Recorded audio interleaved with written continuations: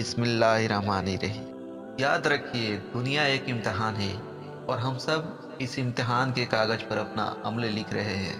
کوئی امیر بن کر امتحان دے رہا ہے اور کوئی غریب بن کر، لیکن پاس وہی ہوگا جو صبر اور شکر دونوں کرے گا۔ اللہ تعالیٰ کبھی کسی پر اس کی اوقات سے زیادہ بوجھ نہیں ڈالتے۔ اگر آپ کی زندگی میں تکلیفیں ہیں تو سمجھ لیجئے اللہ آپ کو مضبوط بنا رہا ہے، کیونکہ سونا بھی آگ سے گزر کر ہی کھرا بنتا ہے۔ کئی لوگ کہتے ہیں ہماری دعا قبول نہیں ہوتی، لیکن وہ یہ بھول جاتے ہیں کہ اللہ 3 طریقوں سے دعا سنتا ہے۔ ایک، یا تو وہی دیتا ہے جو آپ نے مانگا، یا اس سے بہتر دیتا ہے جو آپ کے لیے اچھا ہو، یا پھر کسی بڑی مصیبت سے آپ کو بچا لیتا ہے۔ لیکن اللہ کبھی کسی کی دعا ضائع نہیں کرتا۔ ہم اکثر لوگوں کی برائیوں پر زیادہ دھیان دیتے ہیں، لیکن اپنی غلطیوں پر نظر نہیں ڈالتے۔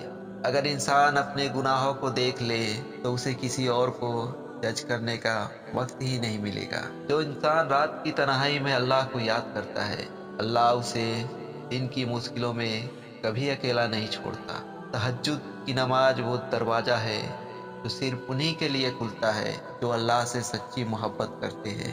جب ساری دنیا سو رہی ہوتی ہے اور ایک بندہ اپنے رب کے سامنے رو رہا ہوتا ہے تو سمجھ لو اللہ کی رحمت اس کے بہت قریب ہوتی ہے۔ ہم اکثر معافی مانگنے میں دیر کر دیتے ہیں، اور جب دل ہمیشہ کے لیے خاموش ہو جاتا ہے تب کوئی معافی کام نہیں کرتی۔ اس لیے جب تک سانس ہے اللہ سے توبہ کر لو، کیونکہ اللہ اس بندے کو بہت پسند کرتا ہے جو گناہوں کے بعد شرمندہ ہوتا ہو۔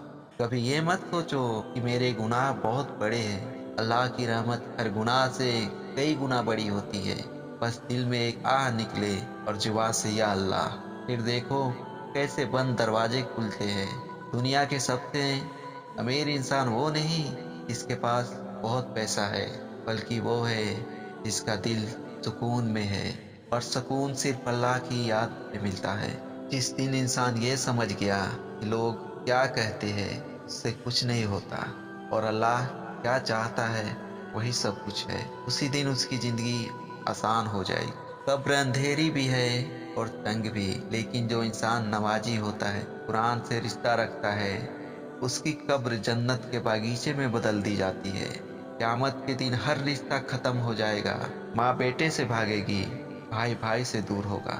اس دن صرف ایک رشتہ کام آئے گا، اور وہ ہے اللہ اور اس کے بندے کا۔ اس لیے آج ہی اپنے رب سے رشتہ مضبوط کر لو، کیونکہ جس کا اللہ ساتھ دیتا ہے اس کا کوئی کچھ نہیں بگاڑ سکتا۔